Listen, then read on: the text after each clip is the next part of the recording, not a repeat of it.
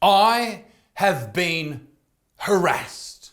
I have been tormented for too long, far too long. And now I can finally say enough is enough. Calling a man bald is sexual harassment.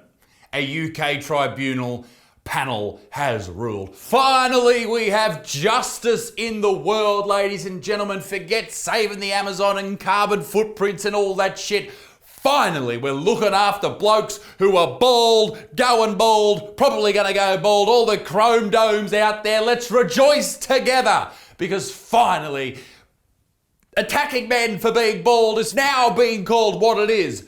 Sexual harassment. For the longest time, anytime somebody has a crack at me on social media, they mention my questionable hairline. They attack the fact that maybe, just maybe, and I won't say it's a fact, but it's maybe common knowledge, that this little hairline of mine is in the reverse position. But you see, I knew this hairline was coming, because I come from a long line of bald fucks. But before I tell you more about my alleged receding hairline, this video is brought to you by the great people at Aston James. I am pleased to announce my flagship partnership with Aston James Products, the world's first luxury men's skin and hair care brand to offer free trial kits delivered direct to your door. All you have to do is pay for shipping and handling. Fun fact about Aston James was it was founded by the original influencer, Fabio, the beautiful man himself. These guys have the ultimate range of products for men. That includes vitamin-infused day creams, eye creams, night oils, exfoliators, mineral-fused facial mist, as well as luxury shampoos and conditioners. Their 3 signature kits include Skin Perfection for the day,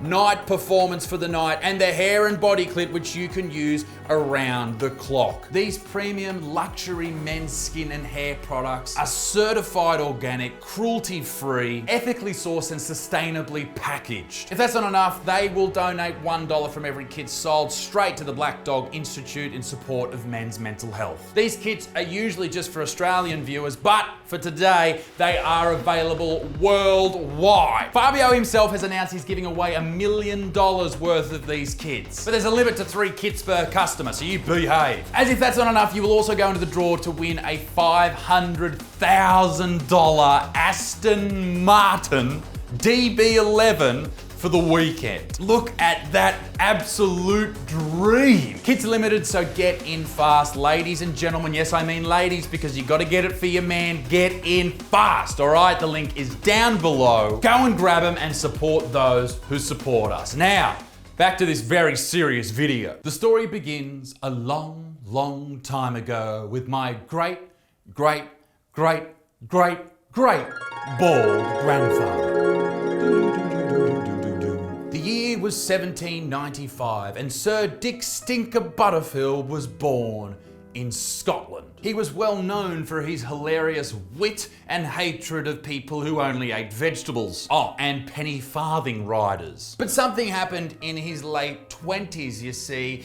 He noticed one day on his pillow that many follicles of his delicious hairdo remained on it. He didn't think too much about it, but days went on and follicles fell out until he got to the point where he woke up one morning, and this is a trigger warning for people out there, this is full on shit. He woke up one morning and he was bald!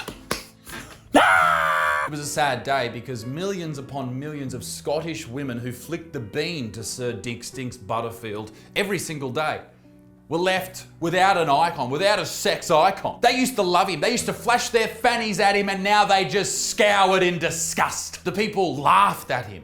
They laughed at his appearance, and worst of all, his great love, my great ex-grandmother. Well, I wrote her name down, I do forget. Forvaleith, which is apparently a Scottish name in the 18th century. I looked it up. Anyway, don't worry about it. She retaliated to his big bald fucking head by growing the biggest bush that Scotland had ever seen. Not only to hold him back in the boudoir, but also to mock his lack of hair. And Sir Dicker Stinker Butterfield was lost and never seen again. Rest easy, great grandfather.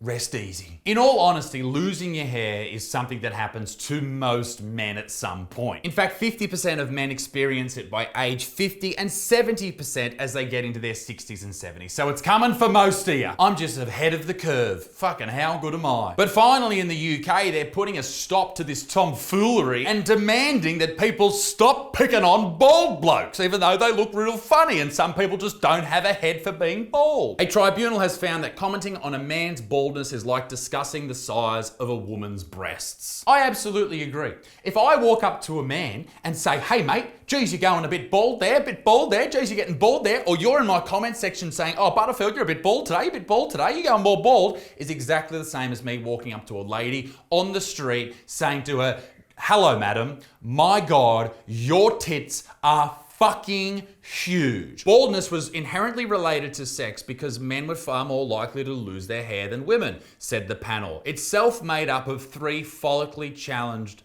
men. Who the fuck wrote this? Chris Pollard, Will Baker, and The Sun. 3 fucking people, 3 groups, to write a 2-minute article. Well, you guys are fucking killing it. No wonder no one likes journalists these days. It's a decision that could open the floodgates of long-suffering bald men to claim discrimination payouts. I'm coming for every single one of you motherfuckers. Join my Patreon or I'll sue you for calling me bald. The panel's ruling came in the case of Tony Finn, called a bald in a row with boss Jamie King. I love this. Imagine being on the defendant's legal team. You would have to prove, so you don't get sued, that Tony Finn is in fact a bald. Number 1, you'd have to prove that he is bald. Okay, pretty easy. But then you have to prove he's a that's what I would do anyway. I'd say, I'd have all the examples. He kicks puppies, he licks other people's chewing gum when they drop it on the ground, and he's got no fucking hair. He is in fact a bald. Mr. Finn said the comment amounted to harassment under the Equality Act of 2010 because it targeted his sex, a protected characteristic. Protected characteristics are hilarious. People do not need to be protected, all right? They are fine, all right? If you think people need to be protected from jokes and shit like that, give them some fucking credit. I'm sure they'll be fine. Bald men, however, they need protecting. All right? From the sun, mainly, particularly on hot days. That's fucking melanoma central up on your chrome dome. It also made reference to another case in which a manager told a female employee, hiya, big tits. That was actually the case, I called Claire that. I said, hiya, big tits.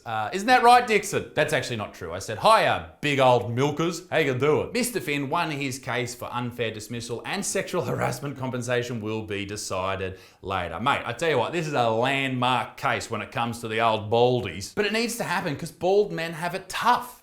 They look like toe balls, right? They also look like cocks.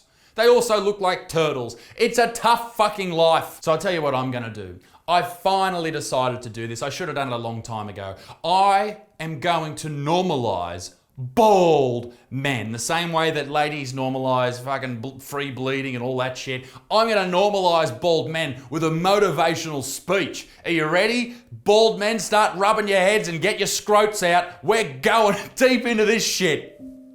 Baldness is beautiful. Let's normalize chrome domes. If you have a nude head, all the ladies want to get in your bed. No hair, don't care.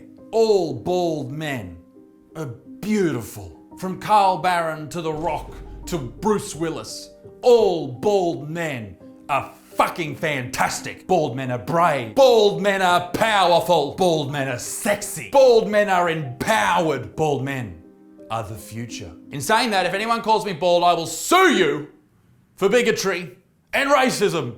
Be a good motherfucking peace in the Middle East. Be dick sticks to the love. Bye-bye. Ladies and gentlemen, thanks for watching the video. Your support means absolutely everything. If you haven't subscribed, do it right now. You keep me dogs fed and I love you. Now, ladies and gentlemen, if you didn't know, there's 3 new videos on this channel every week. And if you want more, you can head over to Little Butts Mom, which is the 2nd channel. Ladies and gentlemen, there is more. What about the podcast each and every week? It's available on Spotify and YouTube as well. And I'm also on tour right now around the country doing my show, Cancel Me Now. Stand-up comedy is back, ladies and gentlemen, and please, for Christ's sake, follow me on Instagram. I'm very lonely. Love ya. Bye.